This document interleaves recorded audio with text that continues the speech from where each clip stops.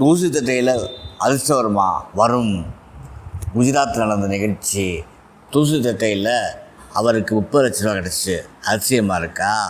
ரோஹன் அவர் என்ன பண்ணுறாரு தெரியுமா? அவருடைய வீட்டை ஒரு நாள் எல்லா குப்பையெல்லாம் தட்டிக்கிட்டே இருக்கார்.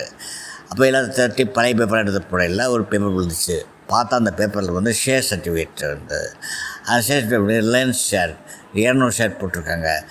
40 வருஷத்துக்கு முன்னாடி அவங்க அப்பா வாங்கியிருக்க ஷேர் இவருக்கு அதை பற்றி விவரம் தெரியாது, ஷேரை பற்றியும் தெரியாது, இந்த பேப்பர் என்ன பண்ணுறதுன்னு தெரியாது. கொஞ்சம் படித்தால் தான் விவரம் தான். என்ன பண்ணுறாரு, அந்த பேப்பர் எடுத்து அதை ஸ்கேன் பண்ணி இன்ஸ்டாகிராமில் போடுறாரு. இந்த மாதிரி எனக்கு ஷேர் சர்டிஃபிகேட் இருக்குது, எனக்கு ஷேர் பற்றி தெரியாது, நான் என்ன பண்ணணும், எனக்கு கைட் பண்ணுங்க அப்படின்னு போடுறாரு. உடனே ஏகப்பட்ட கமெண்ட்ஸ் வருது.